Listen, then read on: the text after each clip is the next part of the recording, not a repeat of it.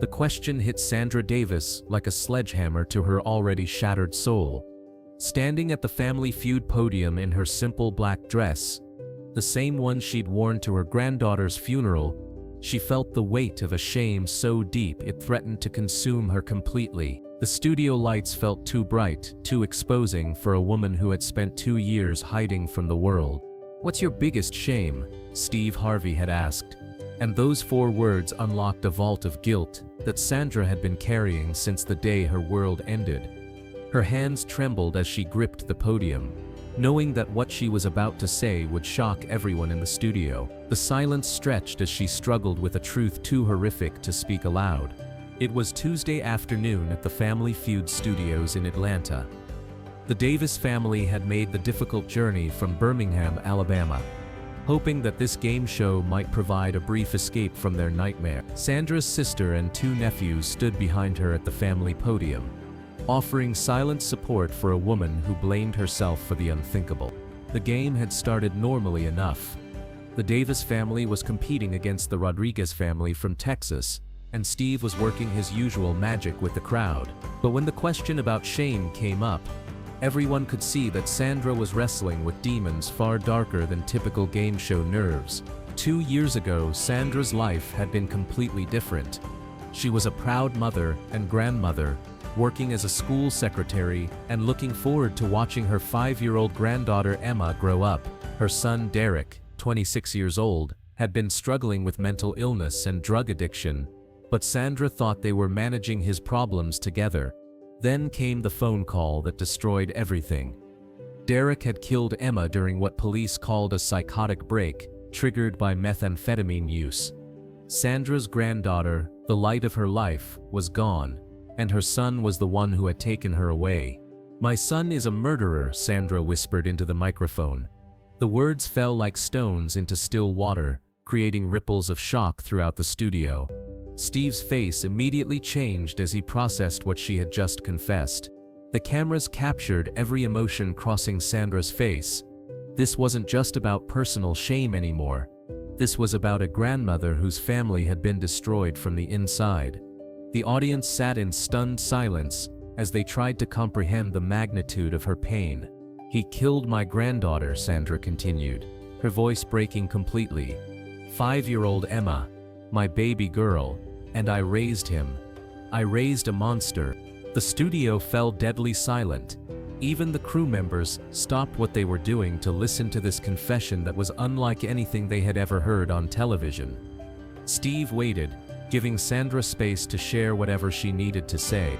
"Everyone tells me it's not my fault," Sandra said, tears streaming down her face. "But I was his mother. I saw the signs, the anger, the drugs, the mental illness. I should have protected Emma from him. I should have known he was dangerous." The self-blame in her voice was devastating to hear. Here was a woman who had lost both her granddaughter and her son in one horrific moment, and she was carrying the weight of both tragedies on her shoulders. Steve Harvey made a decision that would define this moment forever. He set down his cards and walked around the game board to stand directly in front of Sandra. The audience watched in complete silence as television history was being made. "Sandra," Steve said, his voice carrying the weight of absolute compassion. "Look at me, sister. You didn't kill your granddaughter. Your son's illness killed your granddaughter." The distinction was crucial, and Steve was determined to help Sandra understand it. "But I raised him," Sandra protested, her voice full of anguish. "I must have done something wrong. I must have failed him somehow. Good mothers don't raise murderers. Mental illness and addiction don't come from bad parenting," Steve said firmly. "They come from chemical imbalances, from trauma, from 1,000 things that have nothing to do with how much love you gave him." His words carried the authority of someone who understood that some tragedies have no one to blame. Behind the scenes, producers were uncertain how to handle this unprecedented situation. This had gone far beyond typical game show territory into something much darker and more complex. But Steve Harvey had learned long ago that some moments transcend television. "Where is Derek now?" Steve asked gently. Sandra's face crumpled as she prepared to answer a question that brought her shame and relief in equal measure. "Prison," Sandra said. "Life without parole. He'll never get out, and part of me is grateful for that, because I'm afraid of what else he might do." The admission that she was afraid of her own son added another layer of complexity to her grief. "Do you visit him?" Steve asked. It was a question that cut to the heart of Sandra's internal conflict. How do you love a son who destroyed your family? "No," Sandra admitted. "I can't look at him without seeing Emma's face. I can't forgive him, but I can't stop loving him either. What kind of mother does that make me?" The moral complexity of her situation was staggering. Steve recognized that Sandra was trapped between her love for her son and her grief for her granddaughter. With no way to honor one without betraying the other, "It makes you human," Steve said simply. "It makes you a mother dealing with something no mother should ever have to face." His response was both compassionate and realistic, acknowledging the impossibility of Sandra's position. What happened next would become one of the most powerful moments in television history. Steve turned to address the cameras directly, speaking to America about a tragedy that most people couldn't imagine.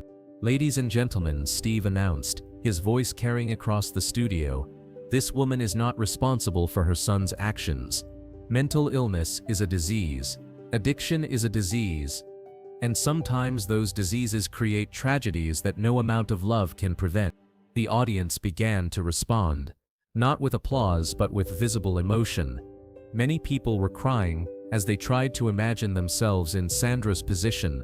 Some parents in the audience were holding their children closer, grateful for their own family's intact safety. "Sandra," Steve continued, "you loved your son, and you loved your granddaughter.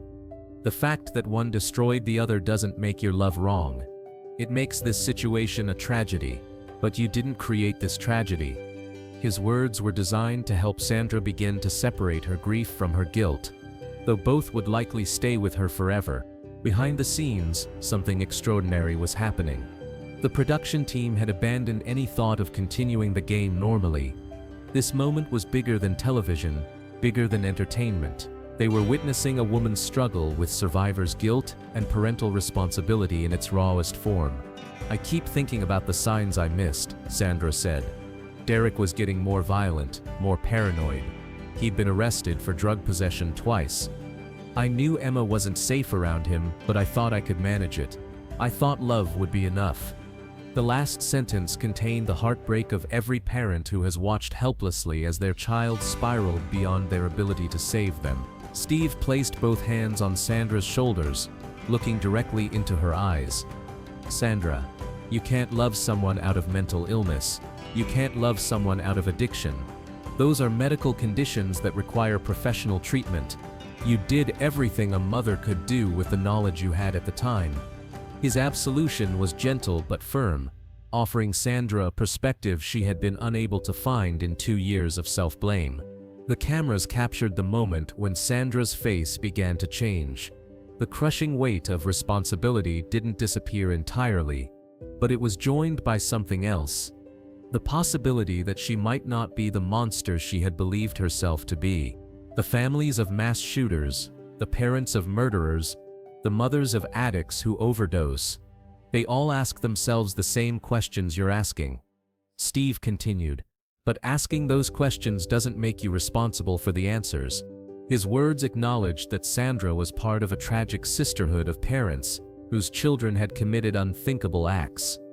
She wasn't alone in her guilt, even if she felt isolated by her circumstances. As the moment continued, Steve made another unprecedented decision. He called for the cameras to keep rolling as he facilitated an extended conversation about parental guilt and the limits of maternal responsibility.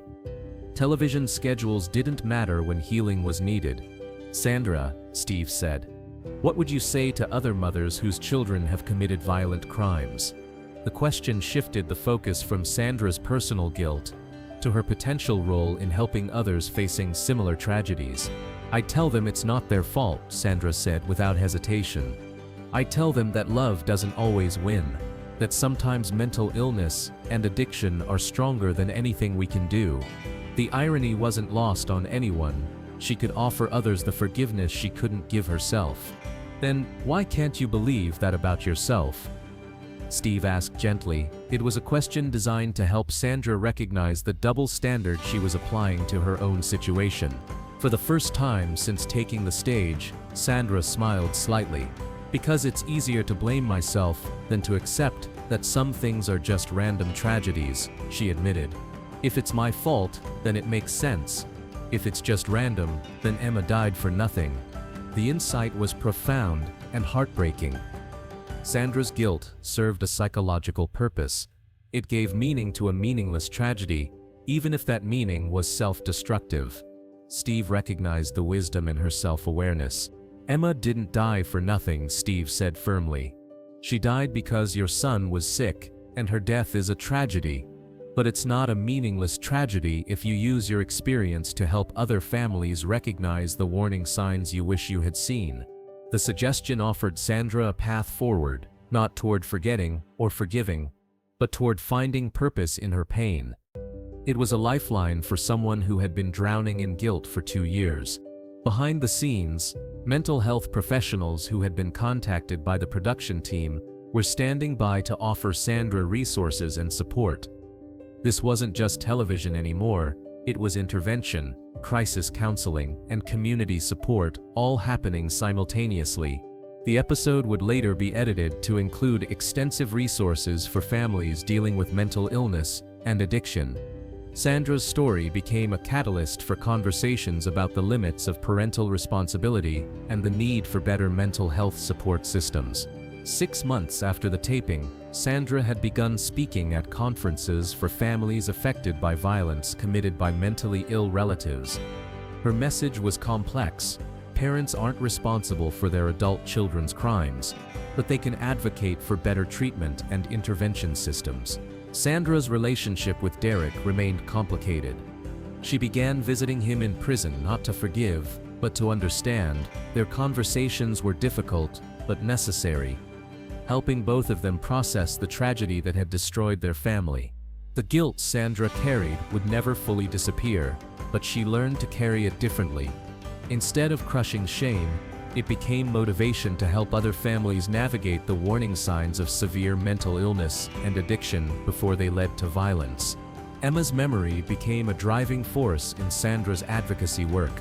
She established a foundation in her granddaughter's name, providing resources for families dealing with mentally ill relatives who showed signs of violence. The foundation offered counseling, legal advice, and safety planning. Today, Sandra works with law enforcement and mental health professionals to develop better intervention protocols for families in crisis. Her experience as both victim and mother of a perpetrator gives her a unique perspective on the complexity of family violence. The black dress she wore to the taping still hangs in her closet, next to the dress she wore to Emma's funeral. Both serve as reminders of the worst day of her life, and the day she began to heal. They represent death and rebirth, ending and beginning, because some shame is too heavy for one person to carry alone, and some tragedies are too complex for simple explanations. Sandra Davis thought she had raised a monster, but she learned that monsters aren't made. They're broken by forces beyond any mother's control. Her guilt didn't disappear, but it transformed into purpose, helping other families before they reach the point of no return. The miracle that happened on that Tuesday afternoon in Atlanta reminds us that the most devastating questions sometimes lead to the most important healing. Sandra's shame became a bridge to understanding that love isn't always enough, but it's always worth giving, even when it can't prevent tragedy. In the years following that episode, Sandra's story reached millions of viewers who were struggling with similar guilt and shame. Parents of children who had committed suicide, overdosed, or hurt others found solace in her message that parental love has limits that don't reflect parental failure. The mental health community embraced Sandra as an advocate who could speak to the unique position of parents whose children become perpetrators. Her insights helped develop new support systems for families navigating the aftermath of violence committed by their loved ones. Sandra's relationship with Derek evolved slowly over the years. Through prison visits and therapy sessions, she learned that the son she loved was still there, buried beneath layers of mental illness and addiction. This didn't excuse his actions, but it helped her understand them. Derek himself became an advocate from prison, writing letters to families dealing with mental health crises. His perspective as someone who had committed an unthinkable act while mentally ill provided valuable insights for prevention programs. Together, mother and son turned their tragedy into a force for positive change. The foundation Sandra established in Emma's name grew beyond her wildest expectations. It now operates in 12 states, providing crisis intervention services for families dealing with mentally ill relatives who show signs of potential violence. Early intervention has prevented numerous tragedies. Emma's picture sits on Sandra's desk at the foundation offices, next to letters from families who found help before reaching their breaking point. Every family saved feels like a small step toward honoring Emma's memory and finding meaning in her senseless death. Sandra learned that healing doesn't mean forgetting or forgiving everything. It means finding ways to live with the unbearable and transform pain into purpose. Her story proved that even the darkest tragedies can become sources of light for others walking similar paths.